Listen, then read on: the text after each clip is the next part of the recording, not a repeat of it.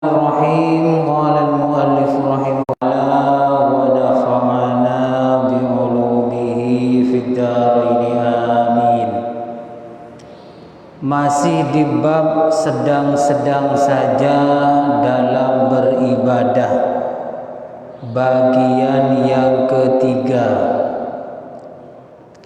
Kemarin sudah dijelaskan menurut hadis muttafaqun alaih, ada jamaah wanita yang bernama Zainab istiqomah berada di masjid, istiqomah i'tikaf di masjid.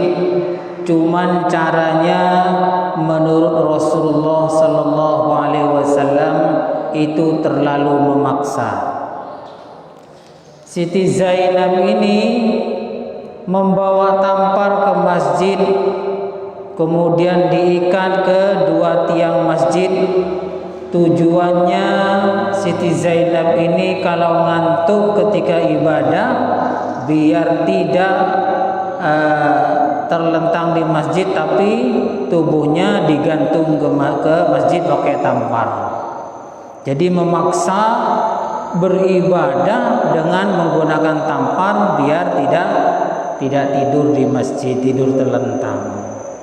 Cara yang seperti ini oleh Rasulullah Sallallahu Alaihi Wasallam itu dilarang. Artinya kalau ibadah sedang-sedang saja, tidak usah maksa-maksa. Kalau ngantuk ya tidur, begitu maksudnya. Kalau umpamanya maksa bagaimana? Apakah haram? Apa dosa? Ya enggak, cuman secara normal manusiawi kalau sudah capek ngantuk ya tidur. Ini perintahnya Rasulullah SAW. Umpamanya tidur ya tidak dosa, cuman ini namanya manusia yang normal. Sekarang hadis yang ke-6, wa an Aisyah radhiyallahu anha anna Rasulullah sallallahu alaihi wasallam qala idza na'asa ahadukum wa huwa yusalli falyarqud hatta yadhhaba anhu an-naum. Kata Nabi, ketika kalian ini ngantuk dalam kondisi ketika sholat ngantuk, maka tidurlah sehingga ngantuknya itu hilang. Tapi pahamnya hadis ini jangan begini ya. Ini kan hadisnya begini, apabila ngantuk ketika sholat maka tidurlah sehingga ngantuknya hilang. Fahamnya itu begini ya, tidur di luar sholat ya. Jangan kemudian dipahami katanya Kanjeng Nabi kalau ngantuk ketika sholat suruh tidur. Maksudnya tidur di luar sholat, bukan tidur waktu sholat itu, bukan ya. Takut nanti difahami ketika sholat ngantuk kata Rasulullah suruh tidur. Deki pas tidur apa aja ngatahiyat pas tidur itu pas. Bukan ya, tidurnya itu di luar sholat. Fa inna ahadakum idza shalla wa huwa na'isun la yadri la'allahu yadhhabu yastaghfiru fa yasubba nafsahu muttafaqun alaih. Sebab begini, ketika sudah ngantuk sholat, nah biasanya bacaannya itu ngawur ya, artinya kocar-kacir. Ketika waktunya tahiyat baca Fatihah, nah kan ya. Ketika berdiri membaca at-tahiyat, itu begitu bacaannya sudah salah pasang wis. Ketika baca sujud, yang dibaca bukan Subhana rabbiyal azim, tapi yang dibaca adalah Qul huwallahu ahad Allahus samad. Itu biasa, itu ya manusiawi, siapa aja pernah ya. Makanya kata Rasulullah kalau sudah begitu biasanya pas apa sowan ini fayasubba nafsahu, kemudian misui dirinya sendiri. Kurang ajar saya ini ngantuk, bacanya salah-salah.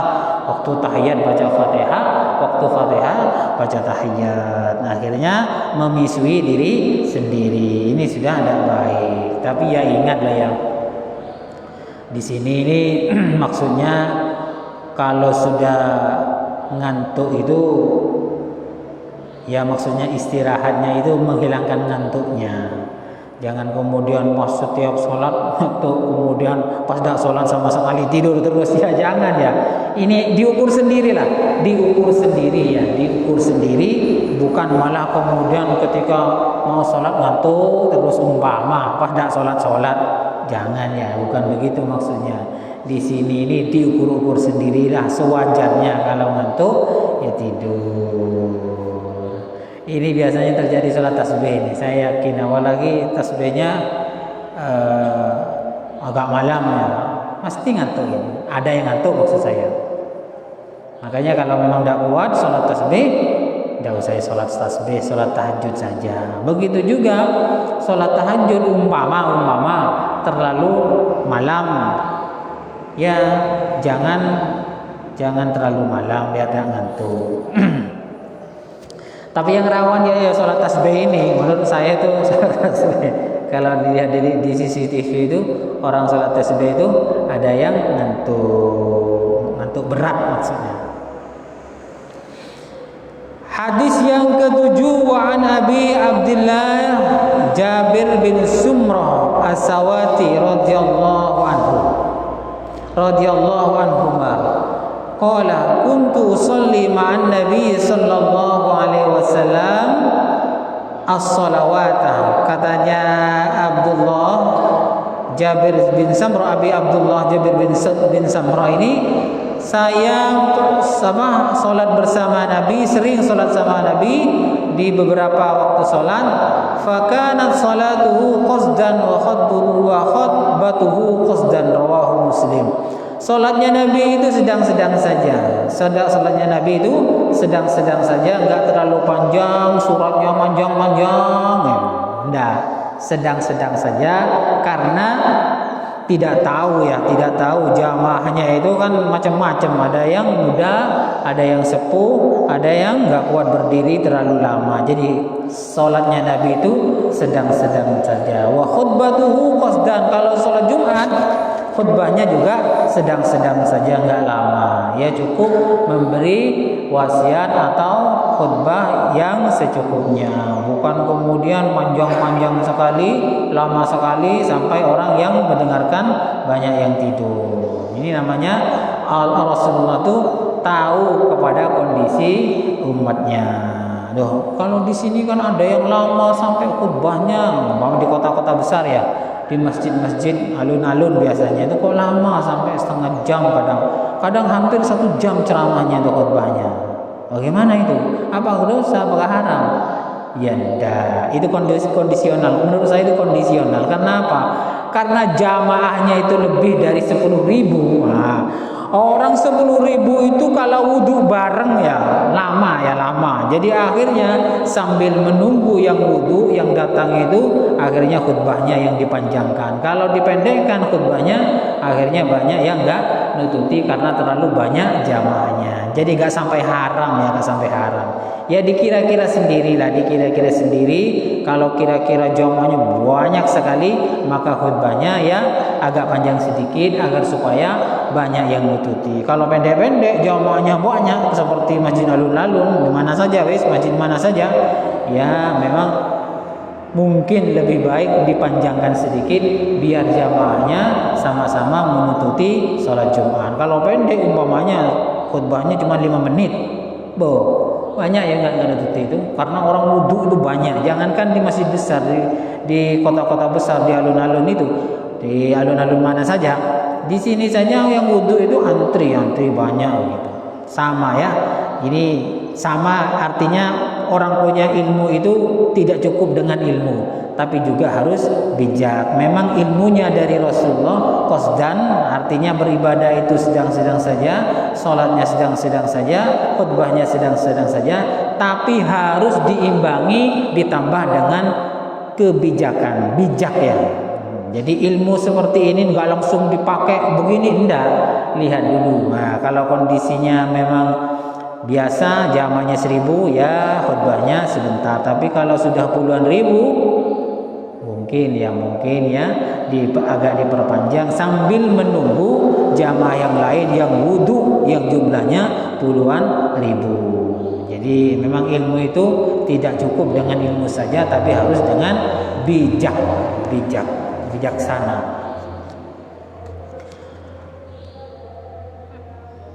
Hadis yang ke-8.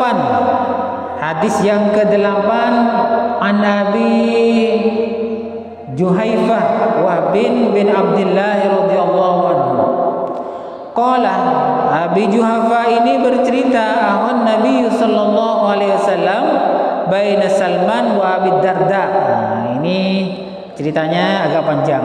Jadi Nabi Muhammad ini mempersaudarakan sahabat Salman dan Abi Darda. Salman Pak Darda dengan Salman dipersaudarakan oleh Rasulullah sallallahu alaihi wasallam. Fazara Salman Abu Darda. Salman datang ke rumahnya Pak Darda. Fara'a Ummu Darda mutadillah. Kemudian Salman ini melihat Bu Darda, istrinya tuan rumah tadi, mutabadzila, bajunya sangat sederhana. Jadi sangat sederhana, tidak menghias dirinya dengan pakaian yang bagus. Faqala ma sya'nuk. Salman ini bertanya kepada Bu Darda, tuan rumahnya, Mbak atau Bu, kok begini sampean pakaiannya? Qalat, akhuka Abu Darda laisa lahu hajatun fid dunya. Begini Pak Salman, saya istrinya Pak Darda, itu saudaranya kamu itu memang tidak butuh kepada dunia, artinya tidak mementingkan kepada dunia, sehingga saya pun kalau tidak dibutuhkan untuk akhirat buat apa? Nah, pakaian bagus begitu ya. Jadi yang pakaian bagusnya itu hanya untuk ketika ibadah, mungkin ketika sholat, ketika ibadah yang lain. Tapi kalau cuma hanya biasa-biasa di rumah, pakaiannya biasa-biasa saja. Ini yang benar lah, ini yang benar ya. Jadi kalau ibadah itu memang pakaiannya yang bagus, yang baik, yang bagus. Yang jelek dipakai untuk yang lain. Nah, kita akan kebalik biasanya. Kalau bukan untuk ibadah, yang bagus, resepsi, pernikahan, yang bagus, mau lamaran, mau nikahan, yang bagus. Ketika sholat, yang jelek-jelek. Ini salah pasang ini, tidak benar ini, tidak benar. Paling tidak sama-sama bagus. Ketika sholat bagus, ya ketika ada hajatan juga bagus. Paling tidak begitu. Tapi kalau sudah dibalik, ketika ada acara hajatan atau rekreasi bagus-bagus, ketika sholat jelek-jelek, kaosan umpamanya sudah bau lagi, nah ini namanya tidak benar. Faja Abu Darda, kemudian Pak Darda datang, fasonalahu ta'aman, kemudian Salman ini dikasih makanan, tanaki, dikasih makanan. Faqala lahu kul fa inni shaim. Kemudian Pak Darda itu tuan rumah yang ngasih makanan ini memberikan makanan kepada Salman, kepada tamunya, makanlah makanan ini, fa inni shaim. Ini perhatikan baik-baik ya. Fa inni shaim, kata tuan rumah, saya tidak ikut makan karena saya puasa. Jadi tamunya saja yang disuruh makan, tapi tuan rumahnya tidak mau makan karena puasa. Qala, Salman mengatakan, ma'ana bi'akilin hatta takul, saya tidak mau makan kalau kamu sebagai tuan rumah tidak makan. Nah, ini kan repot ya. Tuan rumahnya puasa, kemudian nyuruh tamunya makan, tapi tamunya tidak mau makan kecuali tuan rumahnya yang puasa itu ikut makan. Fa'akalah, kemudian tuan rumah tadi sahabat Abu Darda itu makan, falamma, kemudian ikut makan. Jadi begini ya, ini dalam syarahnya itu dijelaskan bahwasannya kalau ada orang memasak untuk kita, kemudian kita ini disuruh makan bertamu, lalu kita ini disuruh makan padahal kita puasa ini ya, nah, kita puasa. Bagaimana itu? Maksudnya puasa sunnah ya, puasa sunnah. Kalau umpama disuruh makan, makanlah. Kalau makan dalam syarahnya itu pahalanya ada dua. Satu pahalanya puasa, dua pahalanya menghormati orang yang nyuruh makan. Pilihan ya, terserah jenengan wis. Kalau tidak makan ketika puasa sunnah, maka pahalanya cuma satu, apa? Pahalanya puasa sunnah, tapi tidak dapat mendapatkan pahalanya menghormati orang yang memberi makanan. Ya tinggal pilih ya. Waktu masih kecil disuruh makan, saya tidak mau. Ayo makan, tidak mau. Ayo makan, tidak apa-apa. Jadi ini tuan rumahnya ini sudah masak untuk kita, tidak mau. Akhirnya setelah mondok agak lama, ya ketemu dengan hadis begini. Ya memang makan, ya kelihatannya memang congok-congeran ya. Ini bohongi Allah Ta'ala, tadi puasa niatnya, tapi kok makan. Nah, kesannya begitu, memang kesannya begitu, tapi kenyataannya tidak. Yang benar adalah ya makan ya, apalagi masaknya memang khusus ya, kayak kiai itu. Kalau kiai itu dikasih makanan itu tuan rumahnya dimakan oleh kiainya, tuan rumahnya itu senangnya luar biasa. Biasa itu kiai biasanya karena waktunya puasa sunnah, ketika dikasih makanan ya dimakan.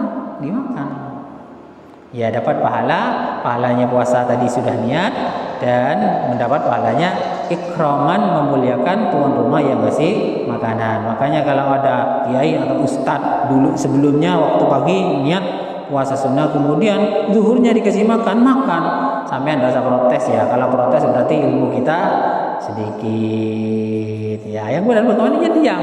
Berarti dia itu mengamalkan hadis ini fa'akala. Maka kemudian makan, namanya memuliakan orang lain. Falamma kana la, wah gini aja wis. Kemudian pada malam hari, ini panjang ceritanya. Pada malam hari zahabat Abu Darda ini apa ya? Bangun malam, bangun malam.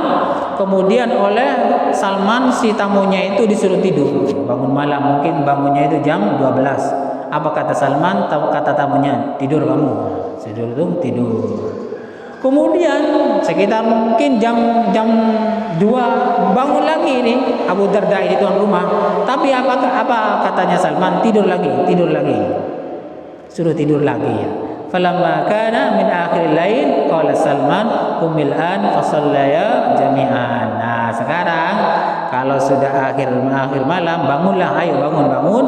Kemudian salat tahajud bersama. Jadi ini namanya sebut ibadah yang sedang-sedang saja yang diajarkan oleh Nabi Muhammad. Memang sedang-sedang itu yang normal ya. Kalau mau ya full-fullan itu berarti kurang normal. Ini di sini disuruh bangun di akhir malam ya, sekitar jam 3 lah baru bangun untuk melaksanakan sholat. Sebelum itu tidur. Faqala lahu Salman. Nah, kemudian Salman mengatakan, inna li rabbika 'alaika haqqan, Tuhanmu itu punya hak, wa inna li nafsika 'alaika haqqan, fisikmu juga punya hak, wa li ahlika 'alaika haqqan, keluargamu juga punya hak, fa'ti kulladzi haqqin haqqahu, maka lakukanlah haknya sesuai dengan aturannya. Jadi semua itu punya hak, diberi hak untuk keluarganya, untuk dirinya, untuk Allah Ta'ala. Akhirnya fatan Nabi sallallahu alaihi wasallam, Pak Darda ini penasaran. Datang kepada Kanjeng Nabi bercerita soal sarannya Salman kepada Pak Darda tentang ibadah malam. Suruh tidur dulu, pokoknya tidur dulu. Nanti kalau sudah di akhir malam sekitar jam 3 baru bangun melaksanakan sholat tahajud dan yang lain. Dilaporkan sama Abu Darda, ini laporan kepada Kanjeng Nabi. Apa jawabannya Nabi? Faqala Nabi sallallahu alaihi wasallam, sadaqa Salman, rawahu Bukhari. Benar, Salman itu benar. Memang ibadah itu al-iqtisad, sedang-sedang saja. Tidak usah ngoyo-ngoyo. Cak meturan kasa khairak serak. Jadi selalu pahalanya mengalir karena setiap malam selalu istiqomah walaupun sedikit. Walaupun banyak, cuman hanya 2 hari, 3 hari, seminggu. Habis itu tidak ada lagi ibadah yang diandalkan. Ini tidak benar, kurang benar. Yang benar adalah al-iqtisad fil ibadah, sedang-sedang saja dalam beribadah. Cukup sekian dulu, kurang lebihnya saya mohon maaf. Mudah-mudahan bermanfaat. Wallahu a'lam bishawab. Al-Fatihah.